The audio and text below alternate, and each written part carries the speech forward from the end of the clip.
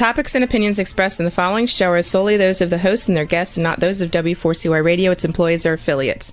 We make no recommendations or endorsements for radio show programs, services, or products mentioned on air or on our web. No liability, explicit or implied, shall be extended to W4CY Radio or its employees or affiliates.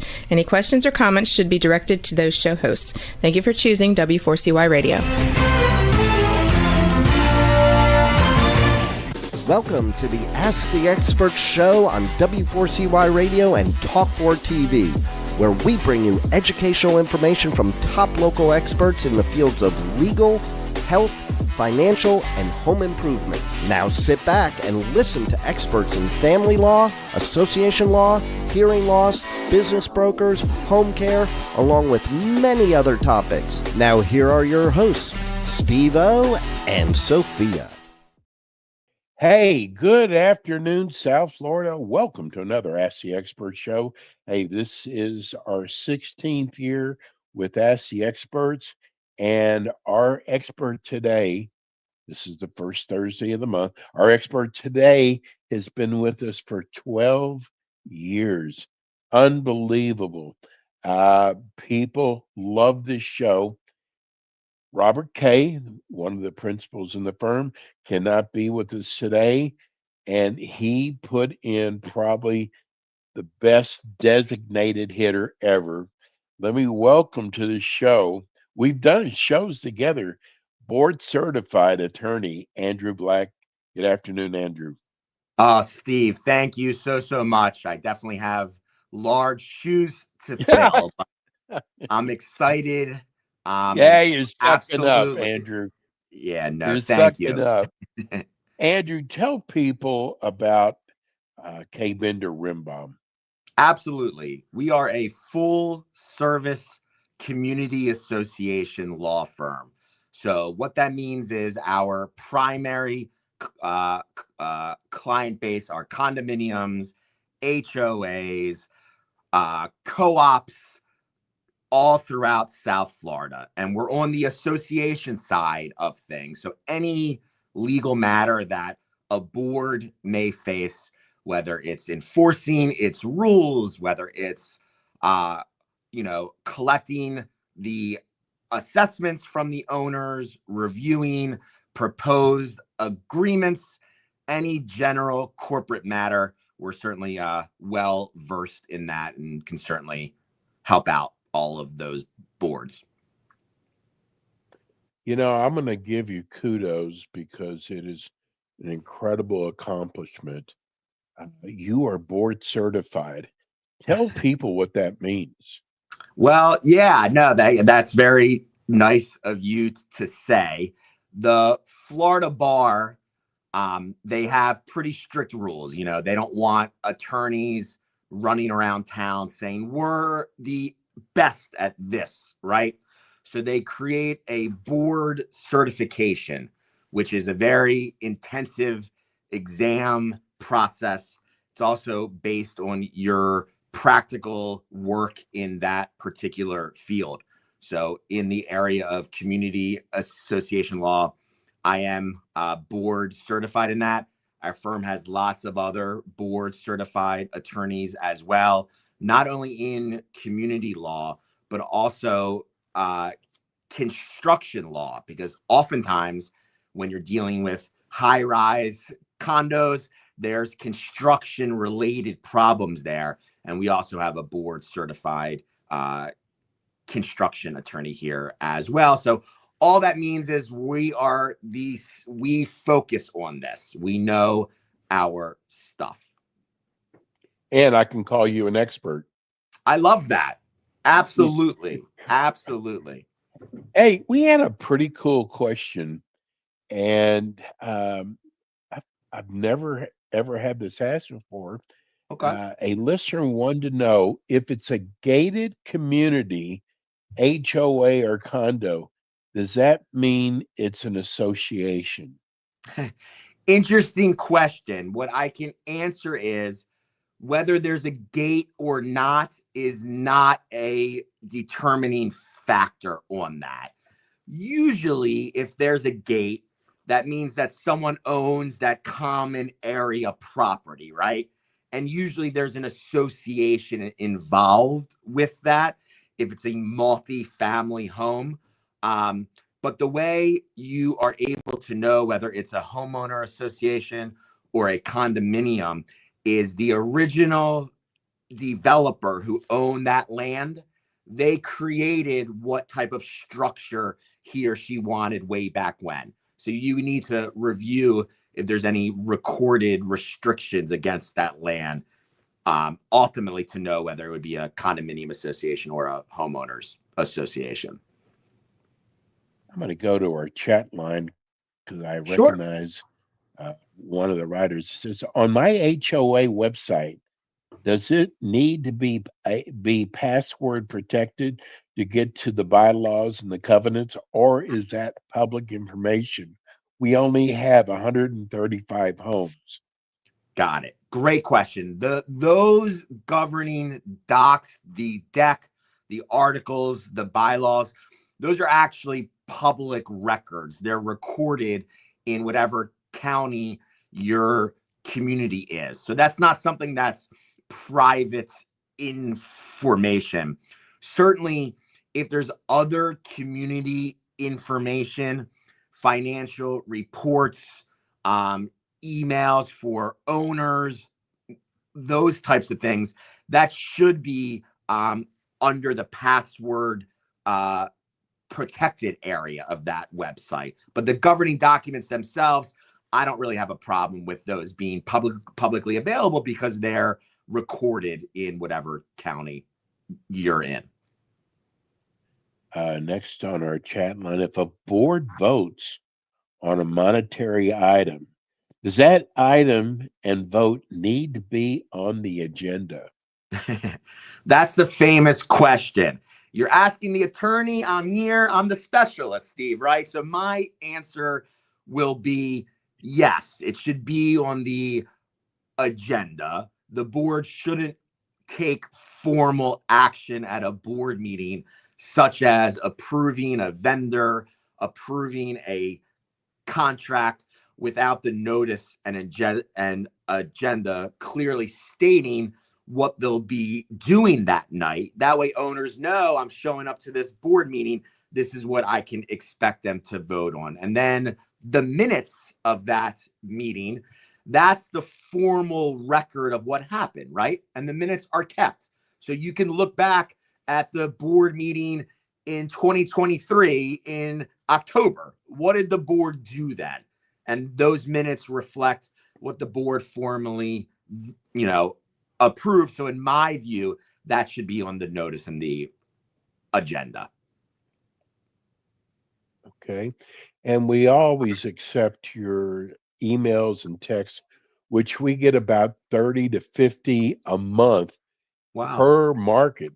When I say per market, meaning the Palm Beach market gets about 30. Actually, they get about 40 to 60, and Orlando gets about 20 to 25, and so does Tampa. We appreciate your question. Try to let us know, though, if you are an HOA or a condo. It does help with the questions. But I got to tell you, it makes my job so easy. I don't have to come up with questions for the show. We have enough questions to last us for the next 3 shows. So let's get started. We're going to go to Sure. Randy and Boca. Is there a unit in delinquency and has been turned over to the association attorney? Do the members still have the right to request a balance sheet of the delinquencies?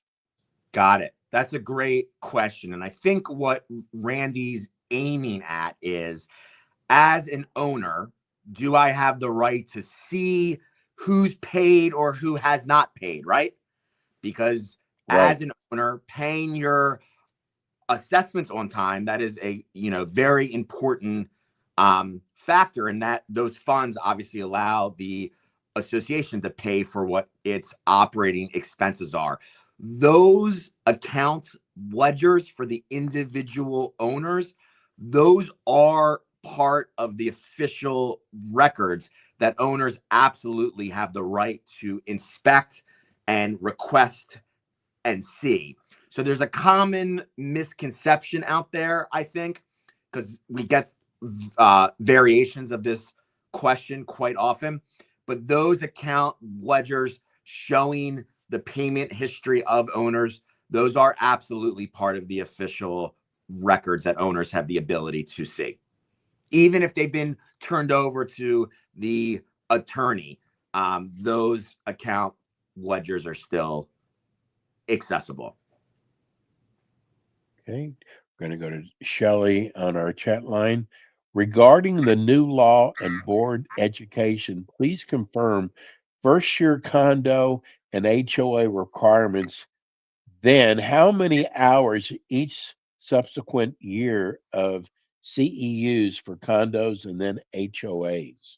Yeah, so there's been some confusion out there. The state of Florida, they modified the statutes for both condos governed under Chapter 718 and homeowner associations governed under 720, where there's new board member education requirements.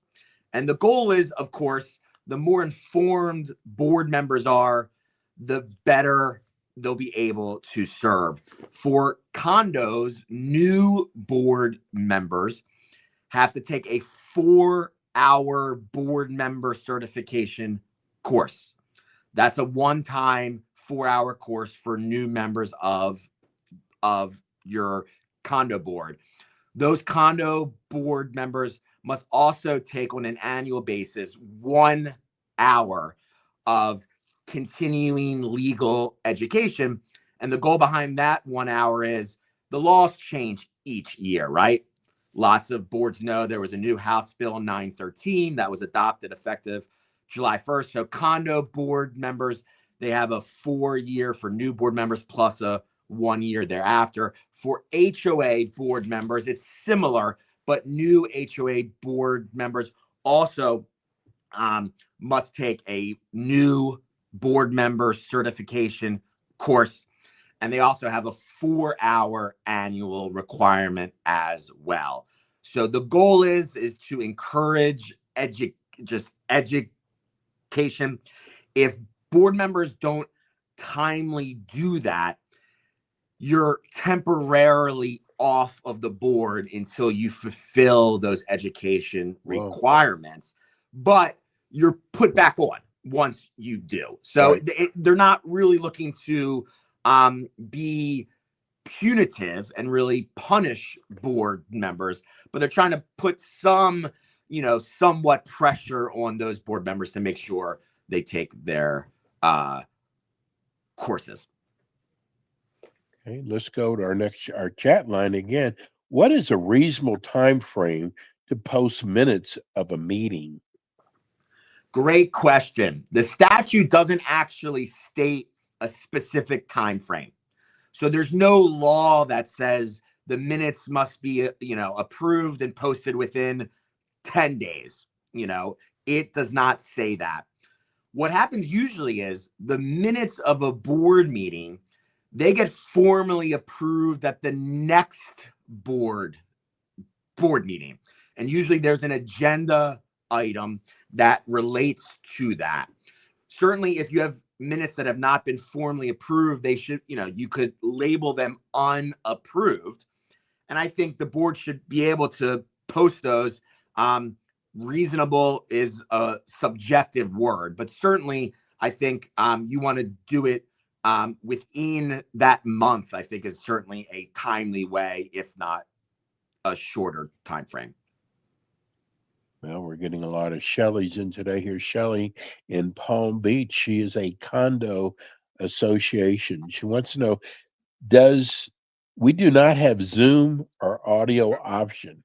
Can an owner set one up themselves without board approval? Oh, that's a very interesting question. I always sort of laugh. We get all kind of interesting questions on this. Here.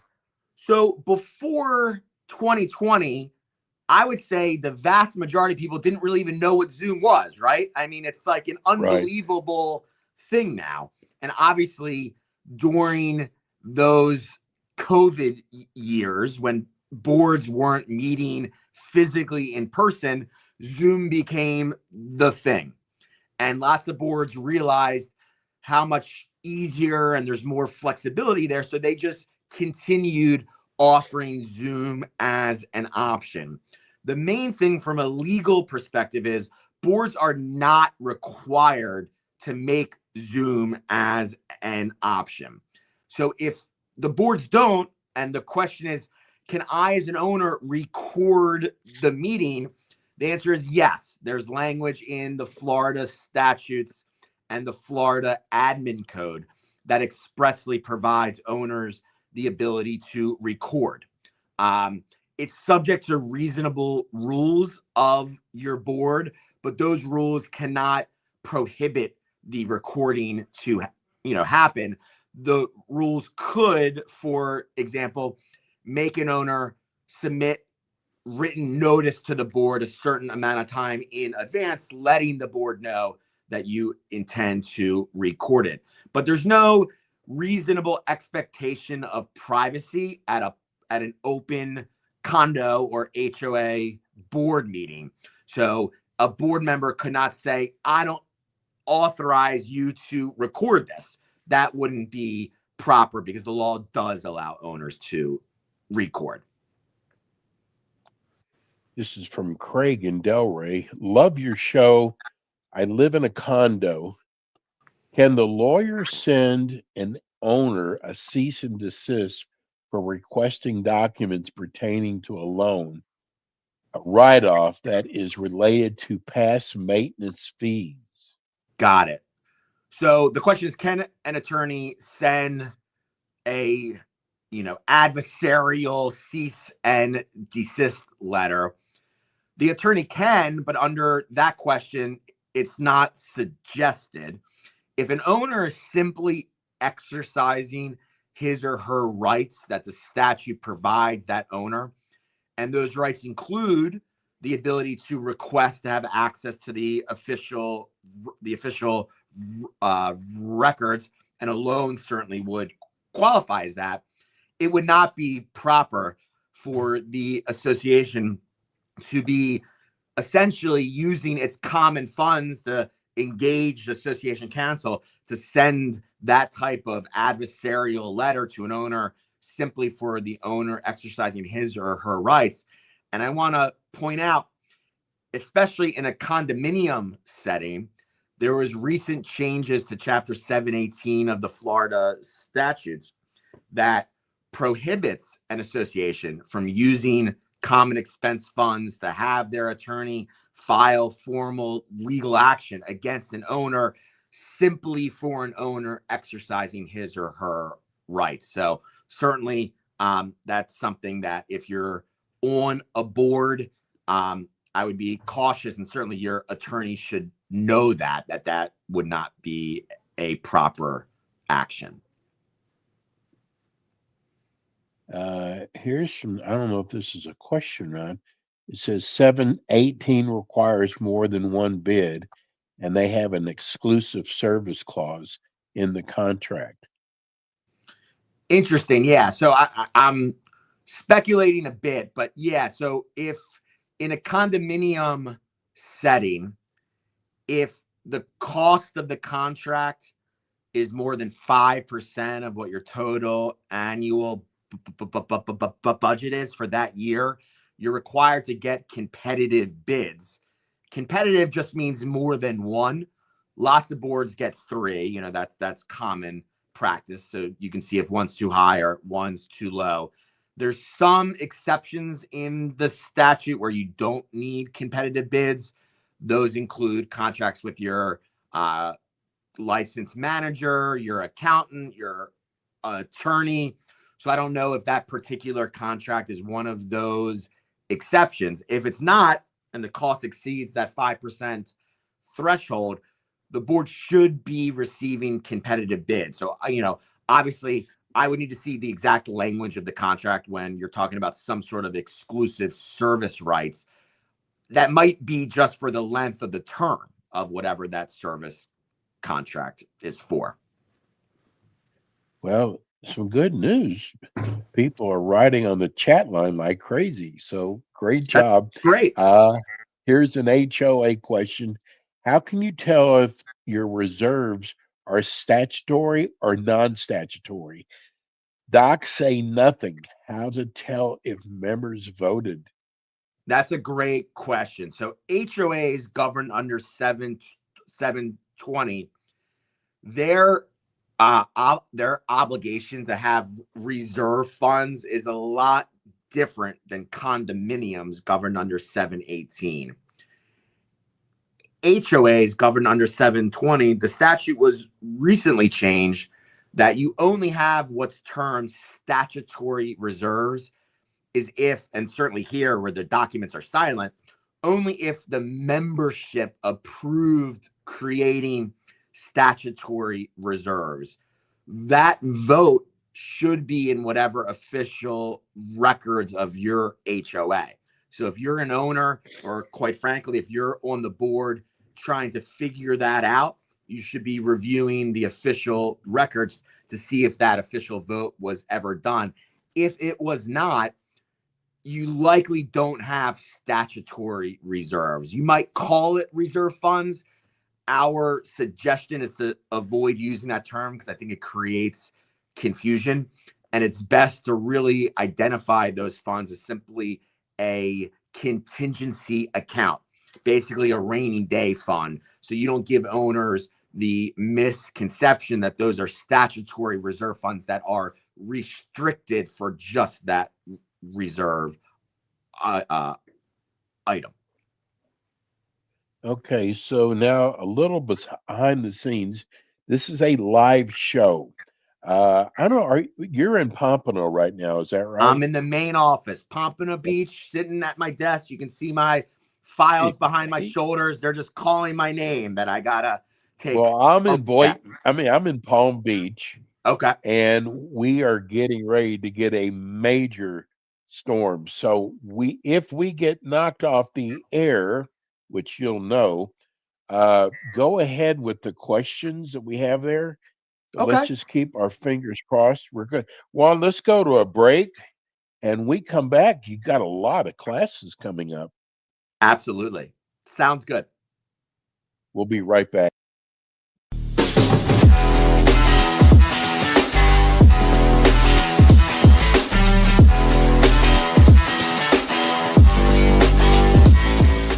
K. Bender Rembaum is a full-service community association law firm dedicated to the representation of community associations throughout Florida.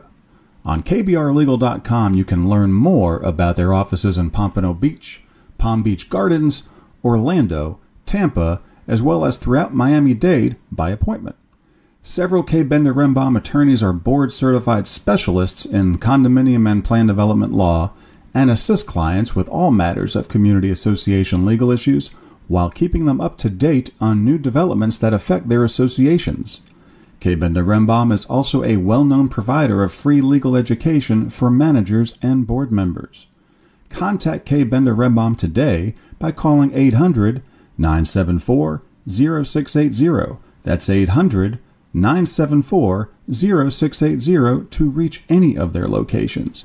You can also visit them online at kbrlegal.com or write to them at info@kbrlegal.com. And we are back with the Ask the Expert show on W4CY Radio and Talk4TV with your hosts, Steve-O, Sophia, and their expert guests. We are back. This is the Ask the Expert show. We are here with board certified Andrew Black of the K. Bender Rimbaum law firm. They've been with us for 12 years. This is the first Thursday of the month, so it's our South Florida show. We're here with Andrew. Boy, you got a lot of classes coming up. Hey, those new classes now are all 4 hours long now, right?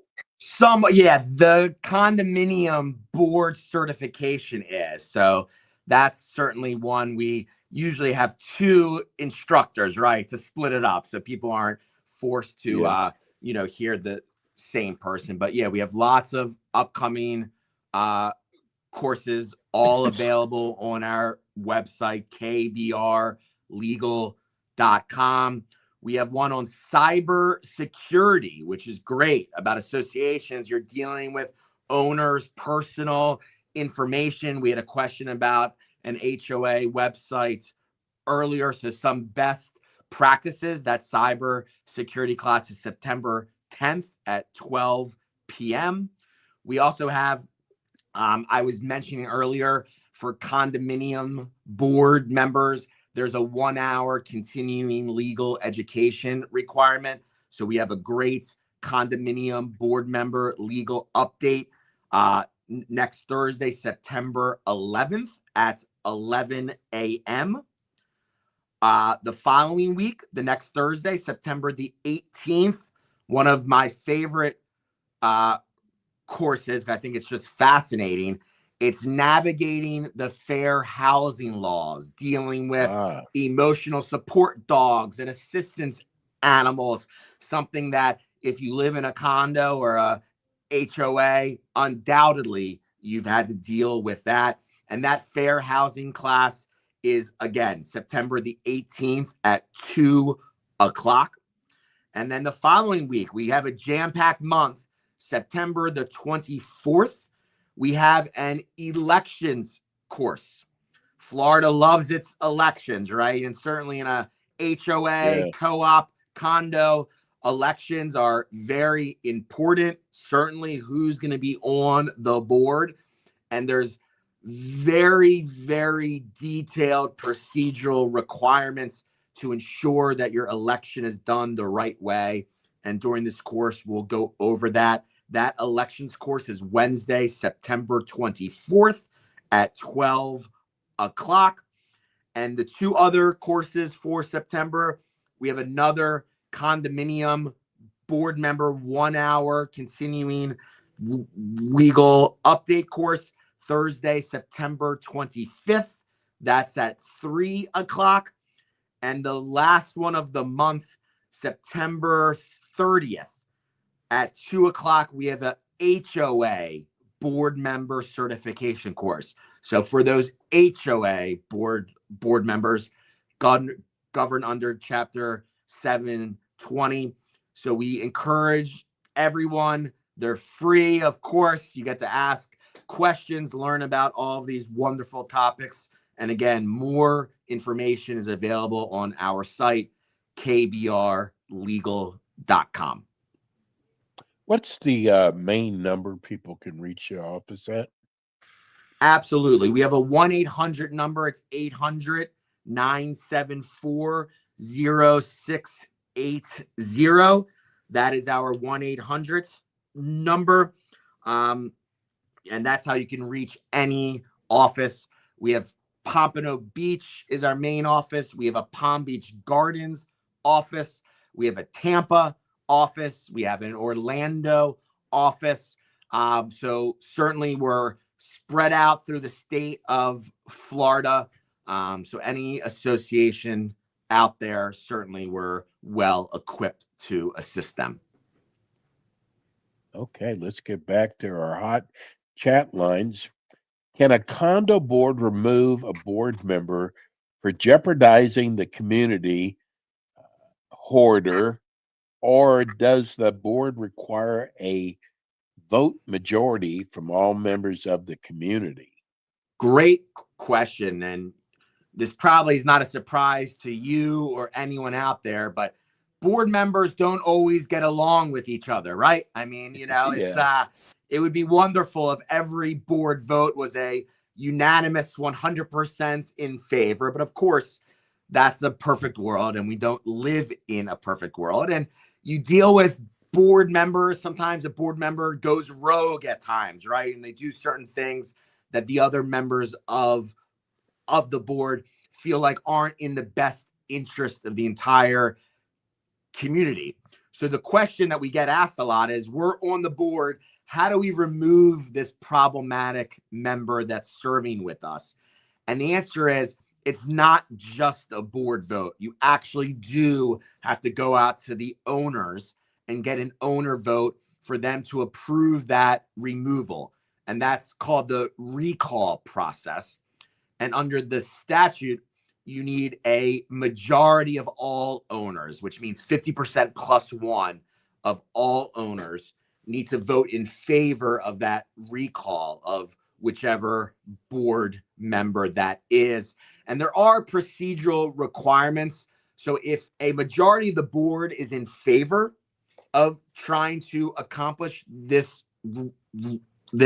recall process, I think the board should get with their association attorney just to make sure all the I's are dotted properly, the T's are crossed, to make sure that you're following the statutory requirements. So long answer to say it's an owner vote, not just a vote of the board.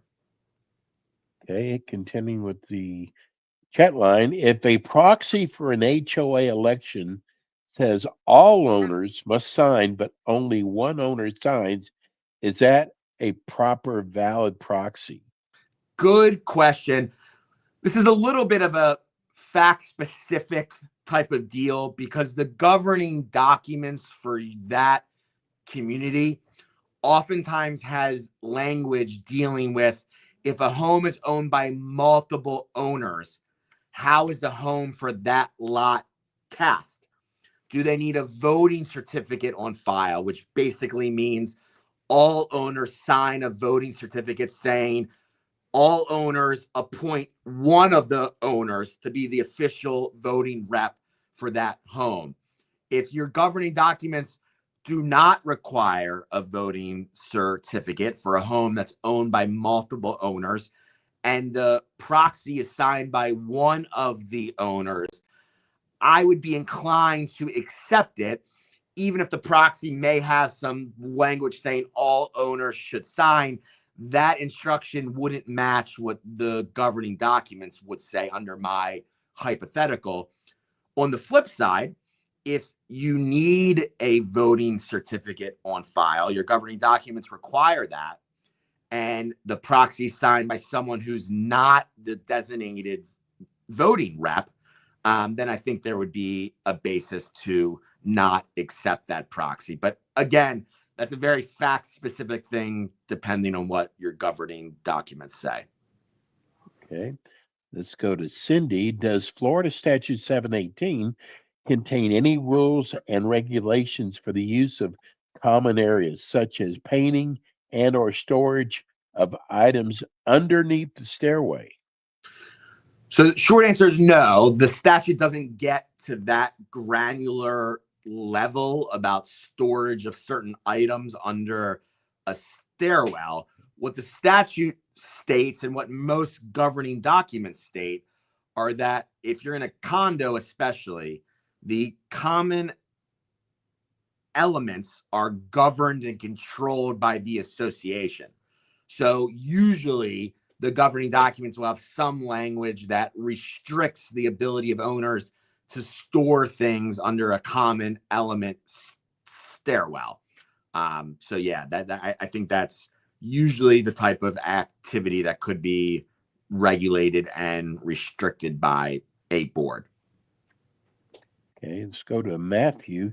Regarding HOA meeting agendas, how specific do the agenda items have to be? Our board just lists generic items like new business, lawn care, interest gates, etc.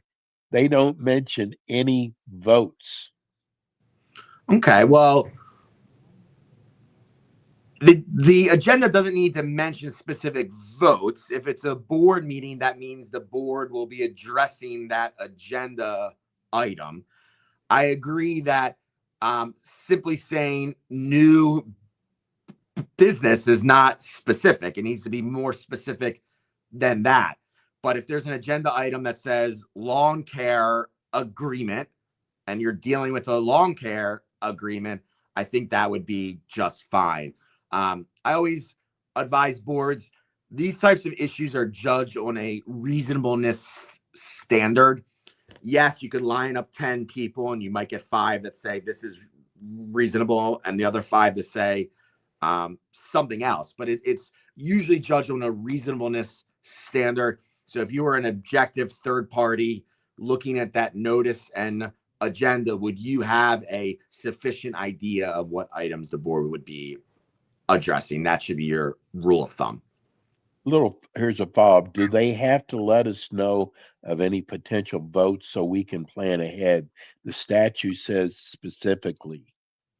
So this person may be speaking about a meeting of the owners where the owners are voting on something. If that's the case, the notice and agenda for the meeting of the owners, absolutely, that there should be something that the owners are voting on something.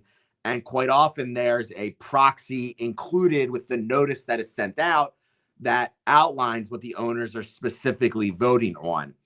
If I'm misunderstanding the question and it's a board meeting where the board votes, there doesn't need to be specific mention of a vote on that because the board will be addressing whatever those agenda items are. Here's another educational question.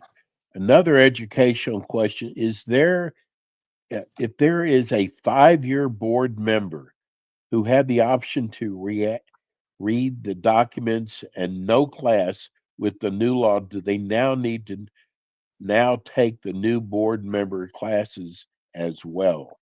Yes. So in our view, all board members, even if you were elected or appointed before the change of the law, need to take this education course. It used to be you could just sign what we call the Scouts Honor Statement, right? That just said, I'm on the board, I read the governing documents, I agree to uphold them to the best I can. And if you sign that Scouts Honor Statement, you would be fine. But the change of the law now is they're really pushing the education requirement. So yes, in our view, you would need to take that new education course. And I want to thank everybody, our listeners, for all the great questions coming in. If a proxy for an HOA election says all owners must sign, but only one owner signs, is that proxy valid? Yeah, so I think that's a bit going off on the prior question, and it's a document specific thing where we would have to see if there's a voting certificate requirement in the governing documents or not. And depending on what the documents say, then counsel for the association could make a more firm conclusion on that one. It's kind of like always revert back to the documents. A lot of the HOA and condo law really is document specific. You know, it's really every developer, when they own the plot of land and they decided I'm going to build a condo or build homes, they got to decide what restrictions they would put in when the community was created. It would make our lives easier if there was one set of governing documents, but that's just not the case. Deborah in Boca Raton says, our manager says it's illegal to have an in-person interview for potential owners and renters. Is that true? That's a great question. It's not illegal. What I believe the manager is likely getting at, which is, I think, a very good suggestion, is in our view, you should never condition approval of a new buyer or someone that wants to rent. You should never condition issuing approval based on that face-to-face interview. And the reason why is, if for some reason you have the face-to-face and then the board denies that applicant, it certainly could give the applicant more fodder to perhaps allege that there was some sort of fair housing discrimination going on. So to avoid any of that, because that's a very serious thing, because obviously boards can never reject someone on any constitutionally protected class, you know, race, national origin, gender, etc. Our suggestion, and probably what the manager was aiming at, is don't hold any face-to-face meeting with the applicant until the entire application is submitted, The third party background check is done. Everything looks great. You're ready to approve them. Then that face-to-face really turns into more of a meet and greet. Welcome to your new home. Here's the fob for the gym. Here's the rules when the trash cans get put out. So that's our advice there, is don't condition approval on that face-to-face meeting with the applicant. Andrew, this next question must have come from your office. Should all contracts entered into by the board of directors be reviewed by the attorney before entering into them? Is it Must signed be from your Andrew office. Black? Is it signed Andrew Black? Yeah, right. You know, so the short answer is it's a business decision of the board, obviously, right? And I'm not suggesting every sprinkler head repair for $200 you need to get your attorney involved with. What I can share with you is if a vendor breaches the agreement and you're, as an association, looking to file legal action, courts will only look at what's called the four corners of the contract. It doesn't matter what the smooth talking salesperson promised you, right? It matters what's on the contract itself. What was the offer that you as an association accepted by signing it? So if those contractual language doesn't adequately protect the association, you're really behind the eight ball if something goes wrong. So our advice is, of course, if there's any contract, if it's a service contract for any length of time, if it's any construction related contract, in our view, it's certainly best practice to have your attorney review it first. Oftentimes, your attorney can make suggested changes that better protect the association, that are still fair to that third party. I can share with you, certainly for service contracts, a pool maintenance contract or a landscape maintenance contract, a property management contract. I can't share with you how many times boards say, we're not happy with the vendor. We want to get out of this contract. And I say, send me over a copy of that. And I look for whether there's something called a without cause termination, meaning you could send like a 30-day notice to the vendor to terminate the agreement without cause. It could be because the wind blows a certain way. You don't need to prove that they did anything wrong. And oftentimes that without cause language is not there. So you may have a 5-year contract where you're locked in and you could only terminate early if there's a material breach by the vendor. And then oftentimes the vendor isn't going to raise their hand and say, you know what, you're right. We did something wrong. You can now go. That doesn't happen, right? They're going to claim we did everything right. And then you're left fighting with them. And it could turn into protracted, lengthy, expensive litigation that could be avoided if you have that type of without cause termination clause in there, which just is trying to get to my point. It's a good idea to have your counsel review those types of service contracts and certainly any type of, construction related agreement.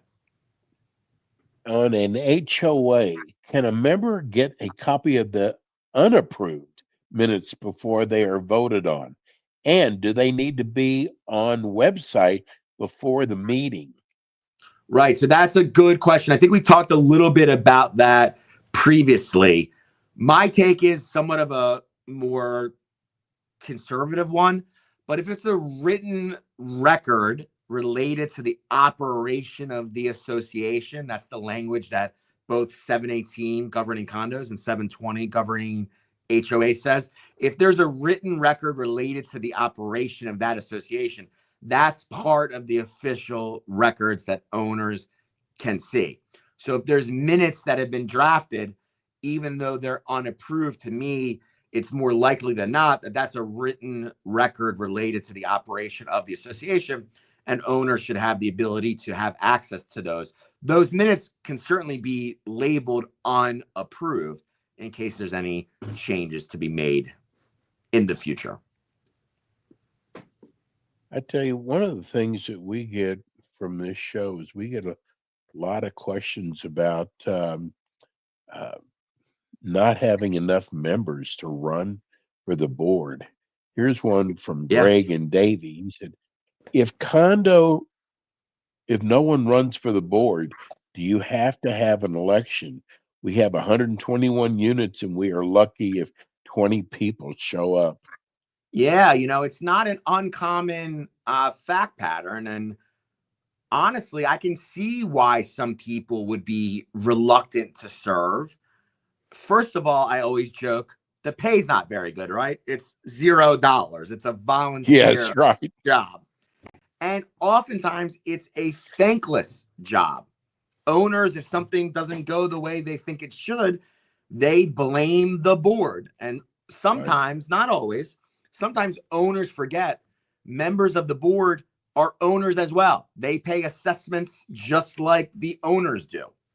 But it is a common problem, not enough people wanting to serve. And also, quite frankly, the Florida statutes have created lots of detailed requirements for board members to follow regarding record inspections and all sorts of things that makes compliance, I wouldn't say hard, but it just takes a lot of time.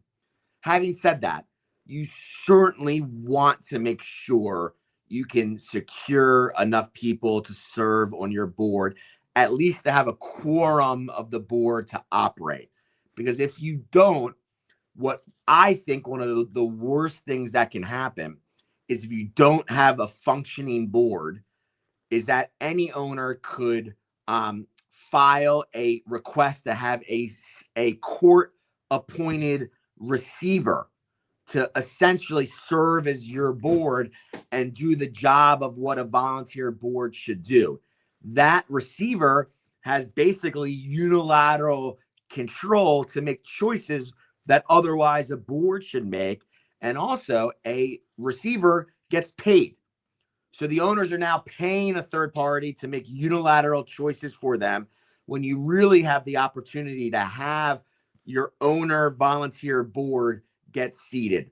So anytime I am chatting with a property manager or perhaps a member of the board that has this problem, I say it's time to get out to the community, encourage them about how important it is to find people to serve so you avoid any type of receivership type of deal.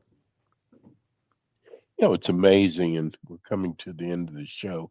It's amazing that people complain about their board members not getting things done. When, if that's a problem, hey, run for the board, and help Absolutely, make Steve. decisions, right? Totally. Absolutely. There's nothing that frustrates me more.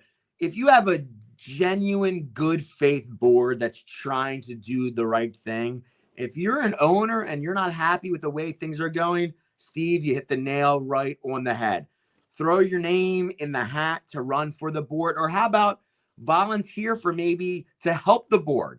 There could be a committee established to assist with certain projects to alleviate some of the burden that the board has. So I agree with you, Steve.